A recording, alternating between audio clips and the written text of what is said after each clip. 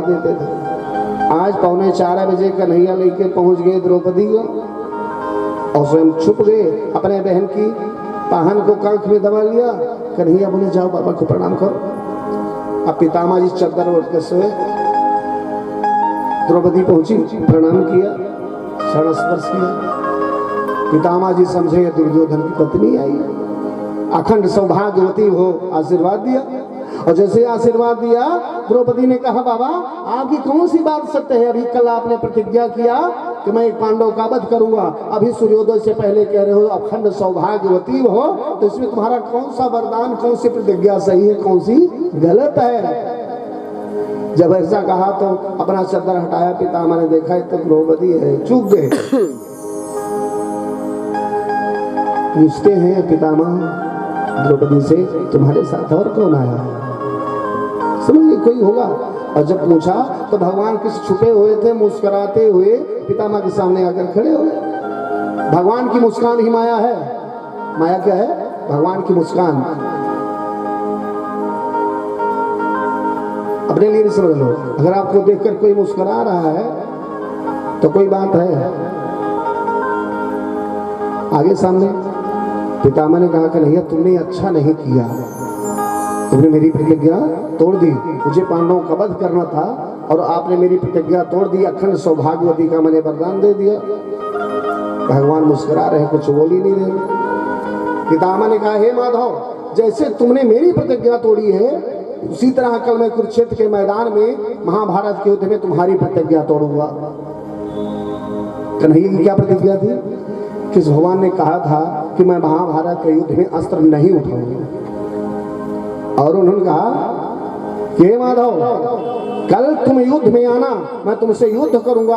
आपने मेरी प्रतिज्ञा तोड़ी है तो मैं कल तुम्हारी प्रतिज्ञा तोड़ूंगा। कल मैं तुम्हें अस्त्र उठाने के लिए मजबूर कर दूंगा, कल मैं शस्त्र उठाना पड़ेगा। अगर मैंने ऐसा नहीं किया तो मैं शांतनु का बेटा नहीं, गंगा पुत्र भीष्म नहीं, सौगंध खा।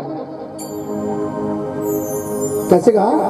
आज जो हरि न शास्त्र, जो हरि न शास्त्र कहा, आज जो हरि न शास्त्र कहा, आज जो हरि न शास्त्र कहा, तौला जो गंगा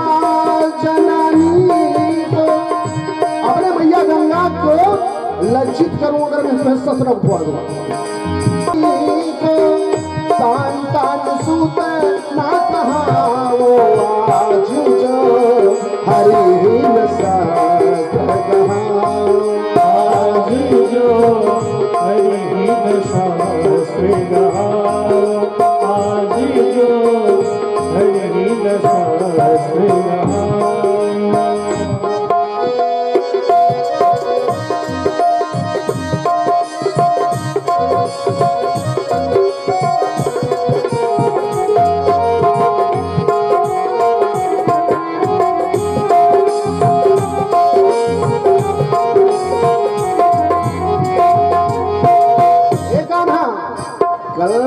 युद्ध में तुम्हारे रथ का पहिया तोड़ दूंगा और तुम्हारे झंडे पे जो हनुमान जी बैठे हैं ना, झंडे के ऊपर, उस झंडे को काट डालूंगा।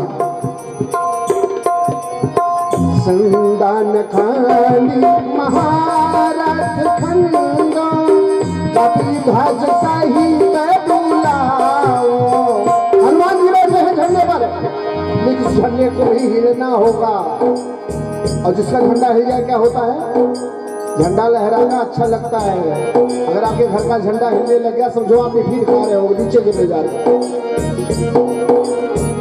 अगर ऐसा नहीं किया तो इतना करो तो शपथ मोहे हरि की, हे माधव तुम्हारे चरणों की कसम खा रहा हूं, कल वो झंडा हिलेगा, तुम्हारे रथ का पहिया तोड़ूंगा। अगर मैंने ऐसा नहीं किया तो तुम्हारे चरणों की सौगंध स्वयं पितामह कन्हैया की सौगंध खा रहे हैं। इतना करो तो शपथ मोह हरि की, क्षत्रिय गति न पाओ आज जो हरि न शास्त्र कहा,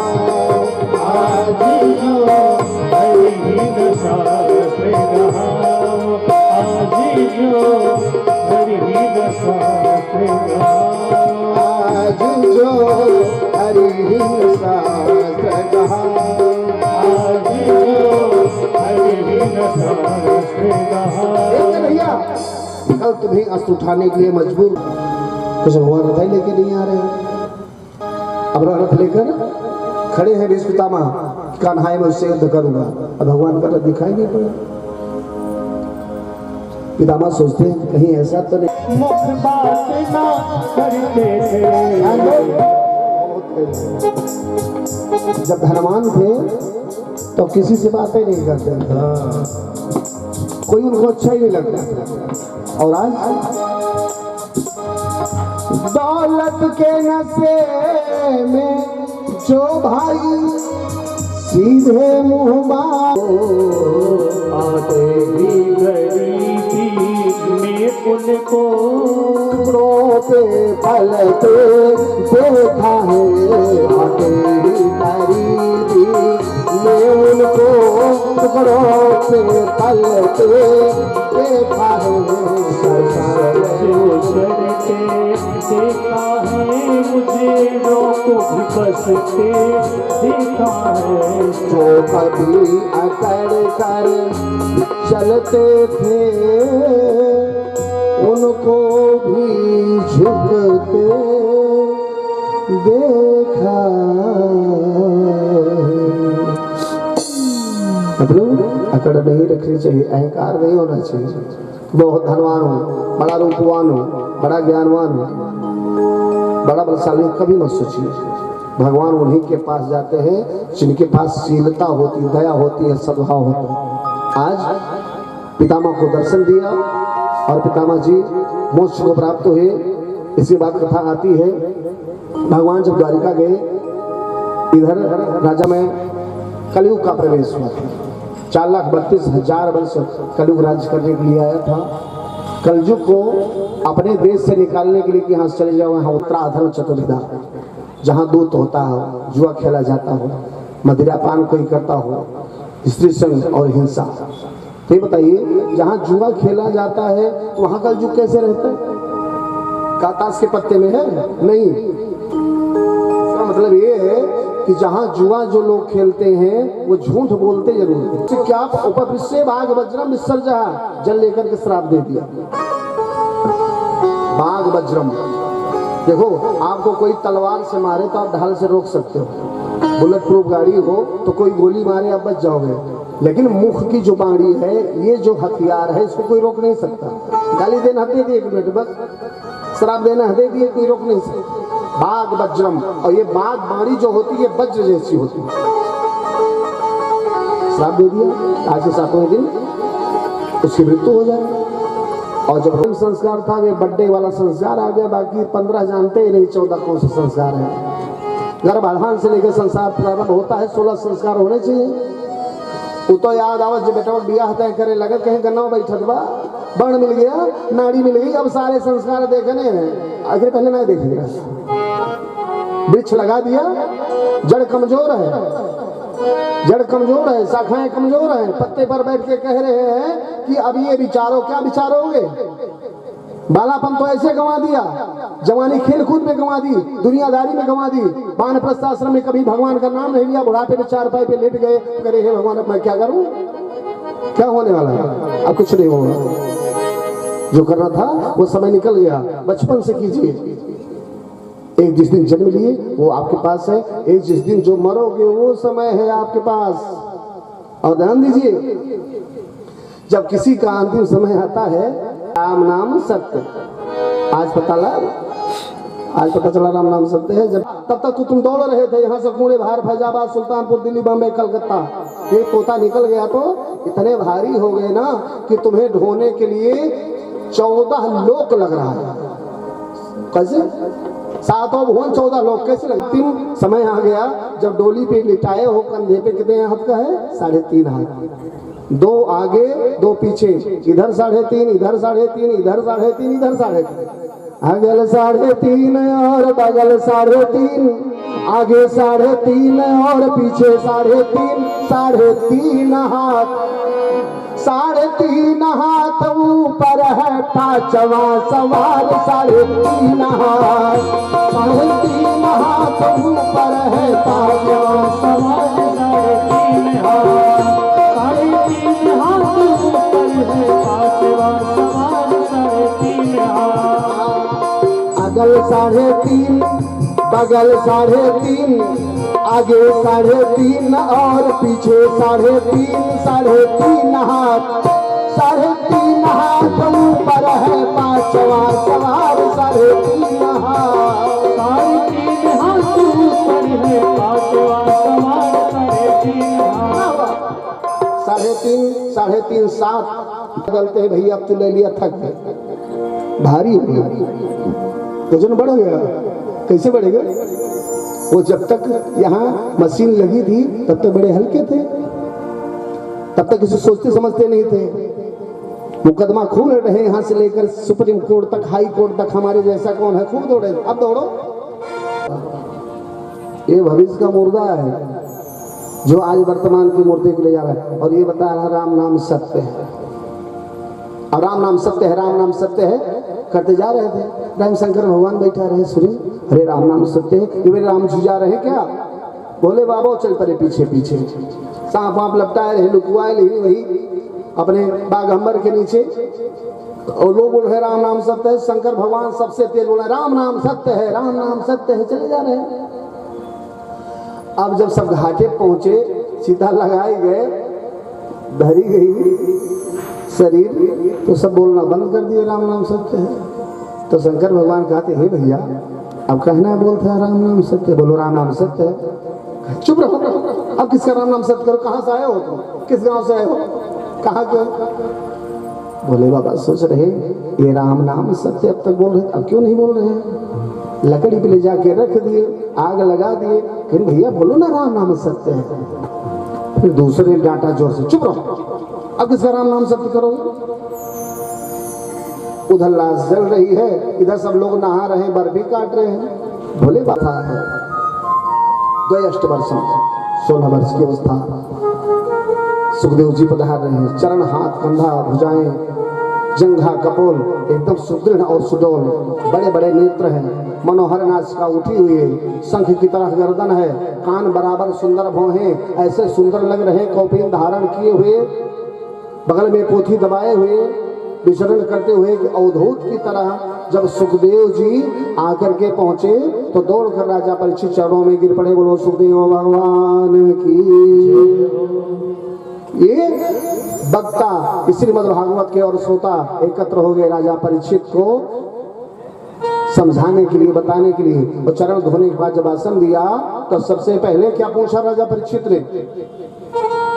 गुरुदेव ये बताओ, यदि किसी व्यक्ति को मालूम हो कि 2 4 6 10 दिन बाद मैं मर जाऊंगा तो उसको करना क्या चाहिए? अदा परीक्षाम संसिद्धिम योगिनाम परमम, श्रवण करना चाहिए। किसका स्मरण करना चाहिए? किसका जप करना चाहिए? क्या करना चाहिए? बुढ़ापा मरे लागत क्या करना चाहिए? वसीयत बनाना चाहिए, इतना अन्न मिले, इतना अन्न है। बुढ़ापे में क्या करना चाहिए?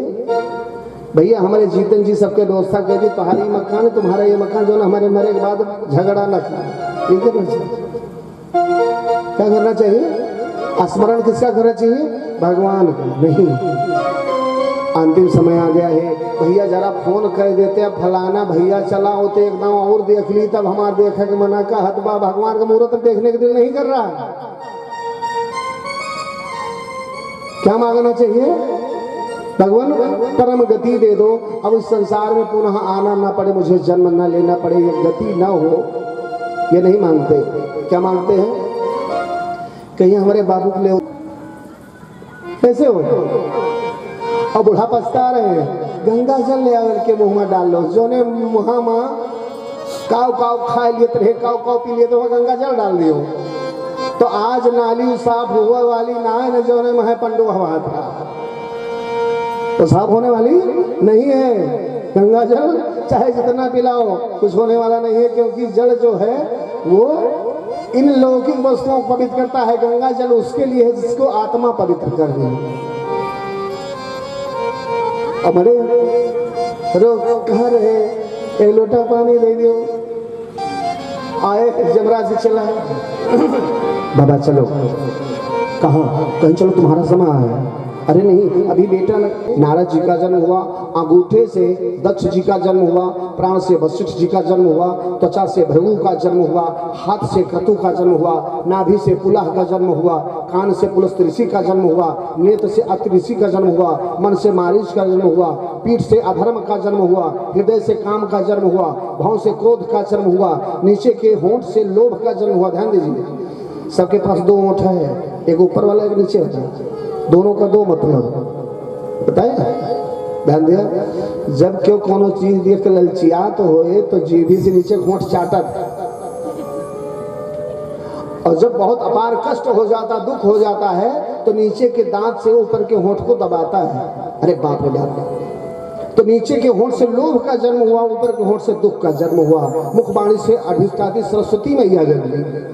ब्रह्मा जी अपनी पुत्री के प्रति, सरस्वती के प्रति कामातुर हो गए। लज्जित हो जाने पर उन्होंने अपना शरीर छोड़ दिया, जिससे कोहरा बना। इसके बाद भी जब सृष्टि नहीं हो पा रही थी, परेशान थे बेचारे, तो क्या किया, ब्रह्मा जी ने अपने शरीर को दो भागों में बांट दिया। दाहिने भाग से मनु जी का जन्म हुआ और बाएं भाग से महारानी शतरूपा का जन्म हुआ। बोलो वृंदावन बिहारी लाल की। हम लोग कौन है? मनु जी के पुत्र। मनु जी आधे भाग से शतरूपा जी, मतलब आप देवियां शतरूपा जी के रूप में हैं, आप सब देवता रूप मनु जी के रूप में हैं। ब्रह्मा जी के शरीर से जन्म लिया ना। जो सृष्टि की रचना कर रहा है, आप ही रचना ही कर रहे हो, बेटा हो रहा है, बेटी हो रही है, सब बना रहे हो, ब्रह्मा जी के पुत्र हो।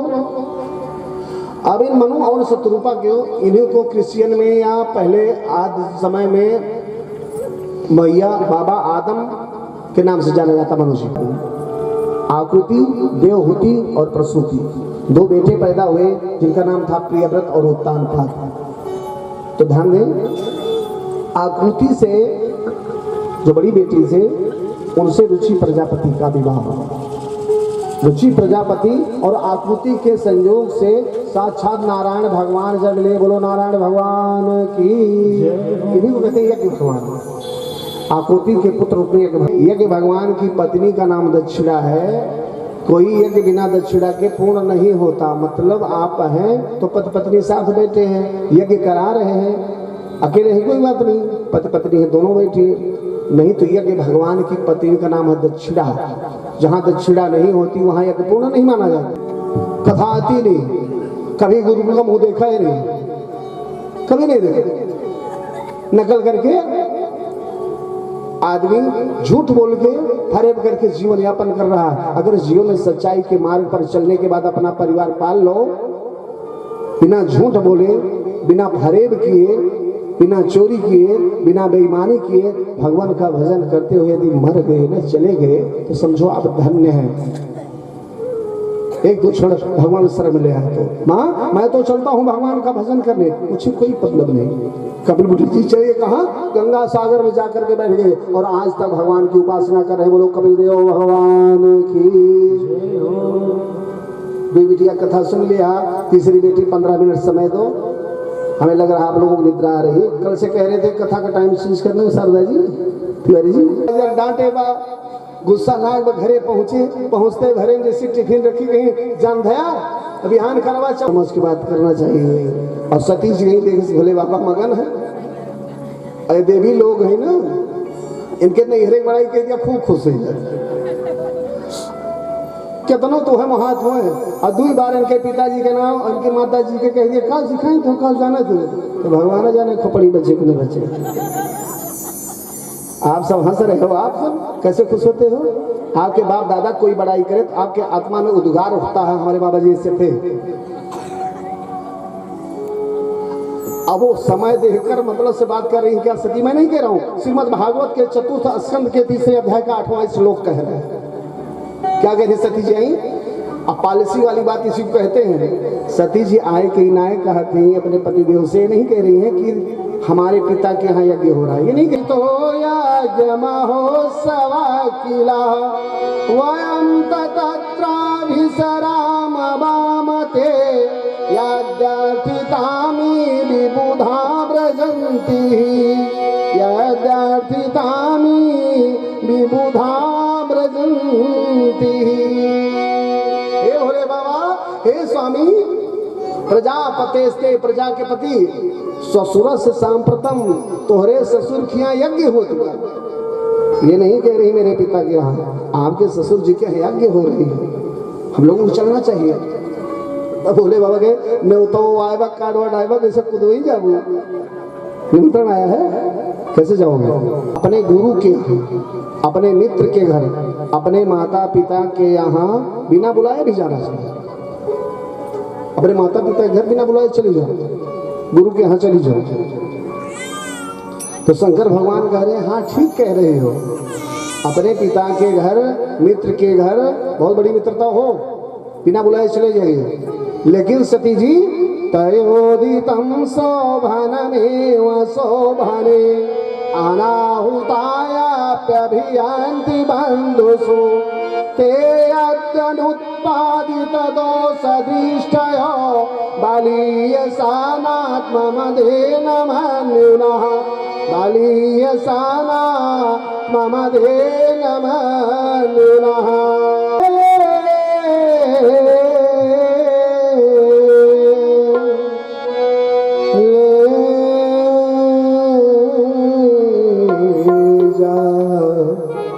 ले जा खड़ाऊं भरत भैया मेरी, ले जा खड़ाऊं भरत भैया मेरी, ले जा खड़ाऊं भरत भैया मेरी ले जा खड़ाऊं, भरत भैया मेरी ले जा खड़ाऊं, जा खड़ाऊं मेरी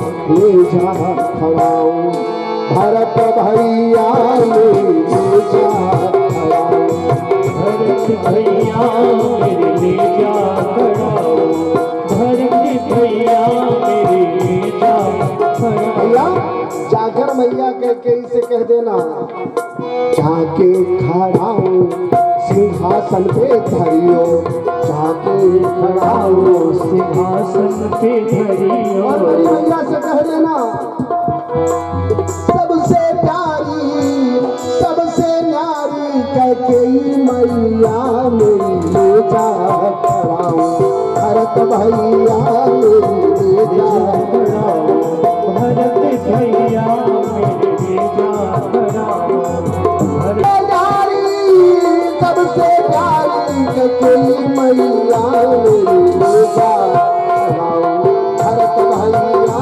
मेरी, ले जा खड़ाऊं।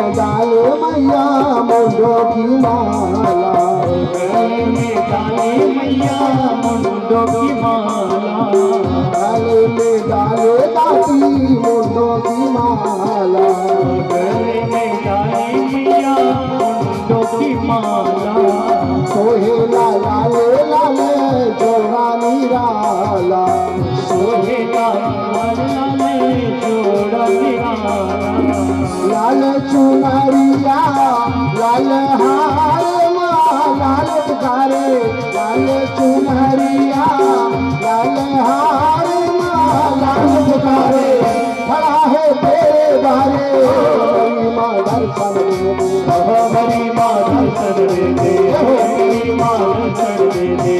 लाल चुनरिया लाल हार लाल पुकारे, खड़ा है तेरे बारे मेरी माँ दर्शन दे दे, मेरी माँ दर्शन दे दे, मेरी माँ दर्शन दे दे। हरि बोल हरि बोल हरि बोल हरि बोल हरि बोल हरि बोल हरि बोल। जय राधा रमण हरि बोल, जय जय राधा रमण हरि बोल।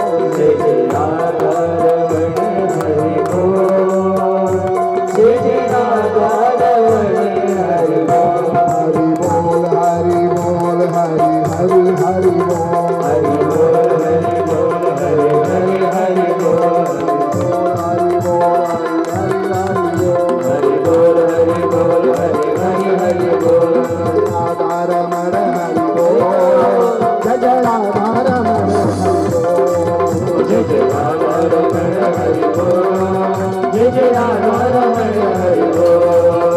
हरि ओम चंद्रमाण चक्षो सूर्यो अजायत श्रोत्ररायस्य प्राणस्य मुखोदग्निरजायत हृदगन्धविदर्शनं मे अस्तु दशवीरगं सबगणगं शस्त्रये आत्मसनि प्रजासनि पशुसनि लोकसन्न भयसनि अग्ने प्रजां बहुलां मे करो तन्नं पयोरेतु अस्मात् सुभक्ता। बाती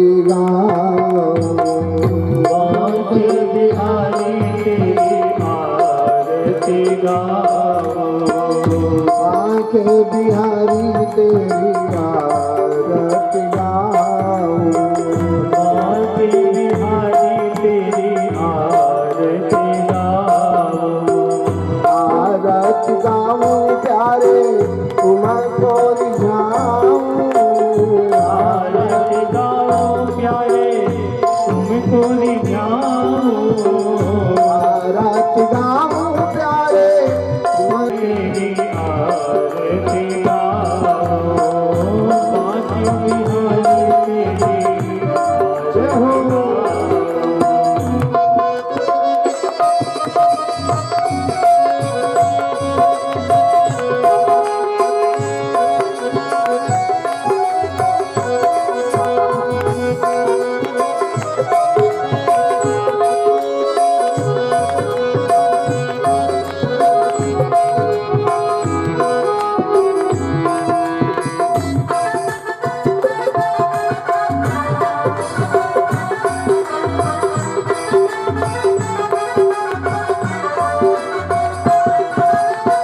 मोर मुकुट माथे पर सोहे, मोर मुकुट माथे पर सोहे, मोर मुकुट माथे पर सोहे, मोर मुकुट माथे पर सोहे, प्यारी बंसी मेरो मन मोहे, प्यारी बंसी मेरो मन मोहे, देखी छवि मैं तेरी बाई बनी जाऊं, देखी छवि मैं तेरी बलि बलि जाऊं, आगे बिहारी तेरी आरती गाऊं, बांके बिहारी तेरी आरती गाऊं।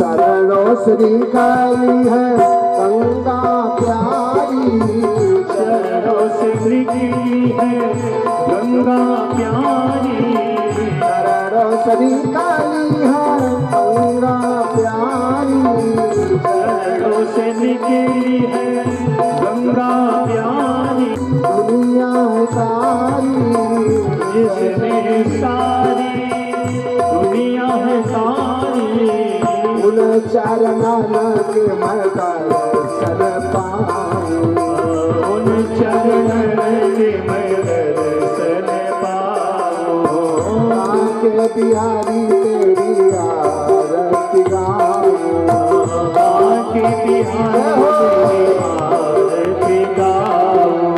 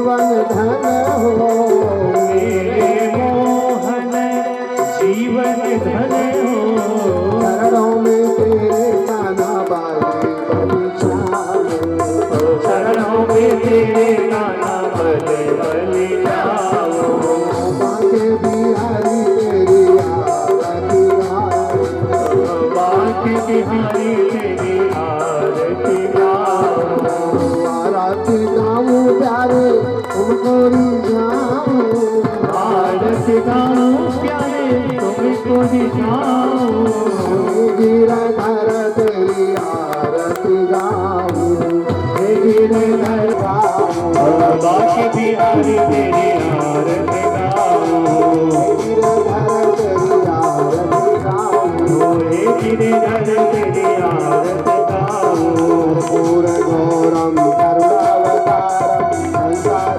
सारम मुझे प्रणाम सदा बसंत तुम्हें ओम भवानी नमामि उपाभिरामं कारुण रूपम करुणाकरं श्रीरामचन्द्रं शरणं प्रपद्ये नीलाम्बुजश्यामलकोमलाङ्गं सीतासमारोपितवामभागं पाणो महासायं नमामि रामं निर्वचनार्थम् त्वमेव माता च पिता त्वमेव त्वमेव बन्धुः च सखा त्वमेव त्वमेव विद्या द्रविणं त्वमेव सर्वं मम देव देव त्वमेव सर्वं मम देव त्वमेव सर्वं मम देव देव हरि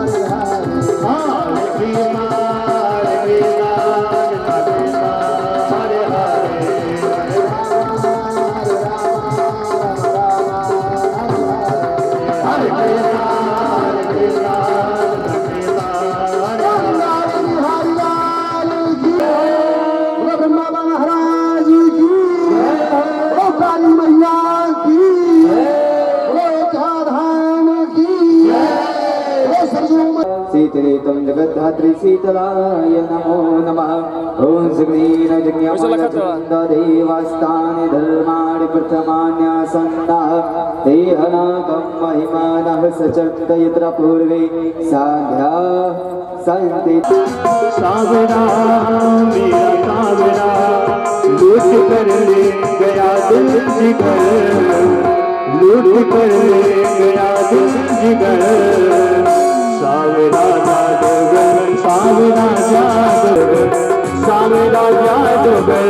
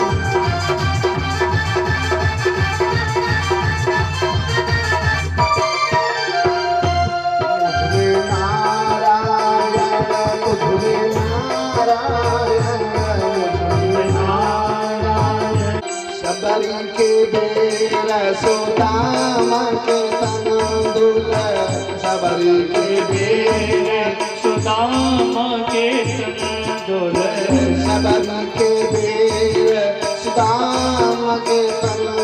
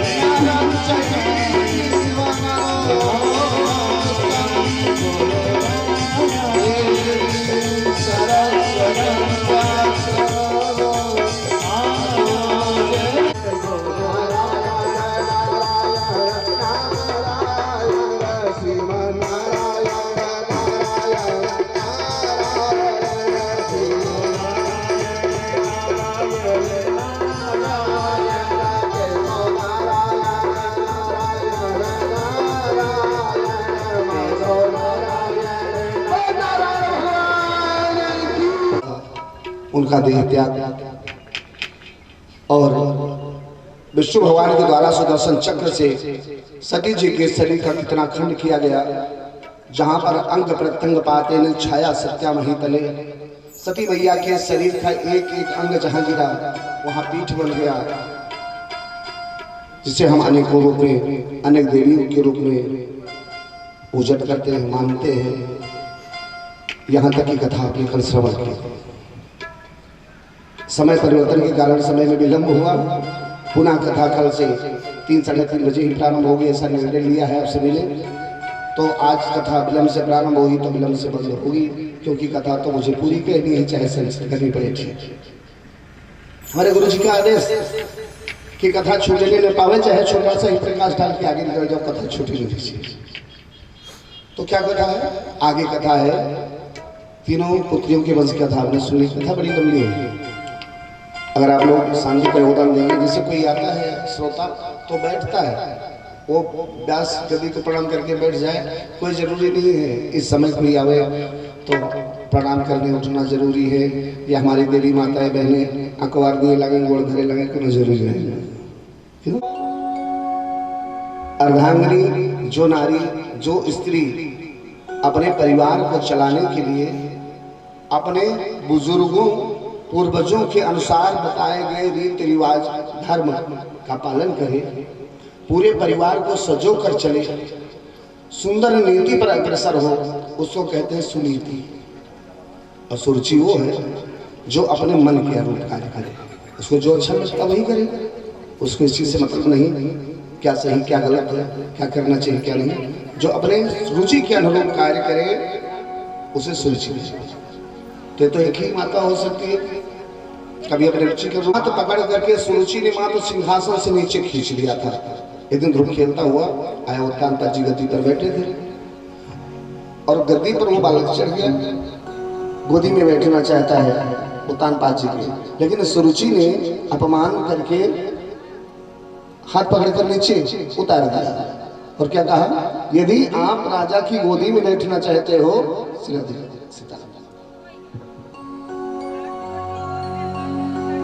यदि आप राजा की गोदी में बैठना चाहते हो, बहुत ध्यान से सुनिएगा क्या कहा। कलंक तो लगा देते हैं लोग, फलाने ने ऐसा कहा था, उसका नाम था उत्तम। वो चाहती थी कि राजा की गोद में मेरा बेटा खेले, मेरे सवत के बेटा खेले। हाथ पकड़ करके ध्रुव जी का नीचे खींचा और कहती है कि कहाँ जा रहे हो, राजा की गोदी में बैठने? अगर सिंहासन पर बैठने का इतना ही शौक है तो जाओ। तपसा आराध्य पुरुषम है तस्य युवानुग्रहेण में, इतना कहा तो बहुत अच्छा कहा। तपसा आराध्य पुरुषम, उस परम पुरुष की आराधना करो, परब्रह्म की परमेश्वर की आशा करो, भगवान का पूजन करो, भगवान को प्रसन्न करो, और जब उनकी अनुग्रह मिल जाए, कृपा हो जाए तो इतना तो ठीक कहा हमारे। अपने बेटे को कहना चाहिए भगवान का पूजन करो, लेकिन जो आगे का शब्द कहा सुरुचि ने वो गलत कर दिया। क्या?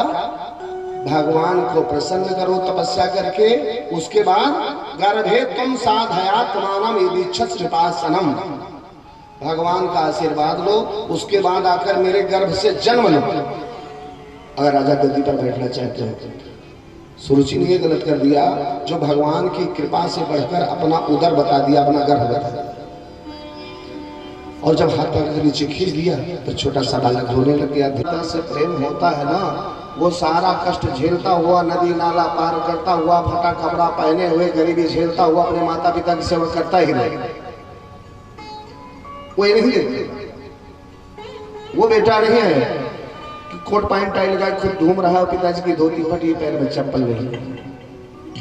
आज अपने पिता से मिलने के लिए एवं संचलितम मातुला कर्ण यथागतम बचा, अपने मैया की बात को सुन करके ध्रुव जी ने संकल्प कर लिया, मैं पिताजी से मिलने जा रहा हूं, तो घर छोड़ के चल। 5 वर्ष की उम्र है, एक चीज पर ध्यान दो, आज ध्रुव जी 5 वर्ष की उम्र में जंगल जा रहे हैं, अपने पिता को ढूंढने न जाने कितना दूर जाने। और तानपाद जी, तानपाद को तो मालूम है मेरा बेटा है, गद्दी पर बैठे। एक पिता वसुदेव जी हुए, कल कन्हैया का जन्म होगा कि भगवान कृष्ण ने जन्म लिया, और वसुदेव जी जन्म लेते ही अपने बच्चे को देवकी के कहने पर मथुरा से गोकुल ले गए। और एक पिता थे मोरध्वज, जो एक शेर को भोजन कराने के लिए दशरथ थे कि राम जी जंगल चलेंगे तो उन्हें प्राण पाएंगे। कौन सा पिता श्रेष्ठ? कौन सा पिता श्रेष्ठ? वसुदेव जी अपने स्वार्थ में कन्हैया को छुपाई, मेरा बेटा बच्चे। राजा दशरथ जी अपने पुत्र मोह में अपना प्राण त्याग दिए, जबकि राम जी का विवाह हो चुका था, मैया सीता साथ गई थी, लक्ष्मण जी साथ गई थी, फिर भी उन्होंने प्राण पीरीते,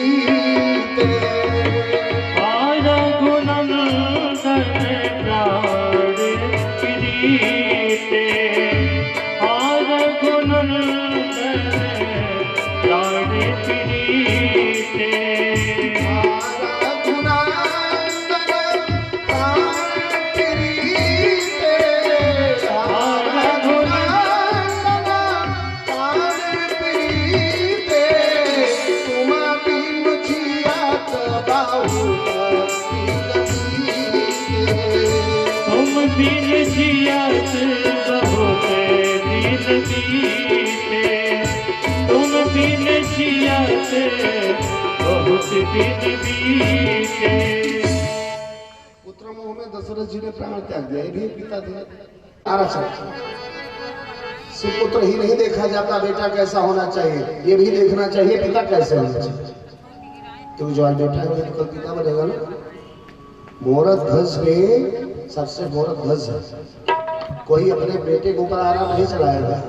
और कितनी बड़ी शब्द थी शेर की कि मुझे आधा शरीर चाहिए, आऊंगा लेकिन दूसरी आंखों से आंसू नहीं आने चाहिए। और जब आधा भाग काटने लगे, माता पिता आरा चलाए बेटे के ऊपर, तो दूसरी आंख से आंसू आ गया। शेर ने कहा मैं नहीं खाऊंगा, भोजन नहीं करूंगा। मैंने शर्त रखा था कि तुम्हारी आंख से आंसू नहीं आना चाहिए, तुम दुखी मत होना, तुम्हारे आंख से आंसू आ गया, मैं भोजन नहीं करूंगा। जानते हो क्या कहा मोरध्वज के बेटे?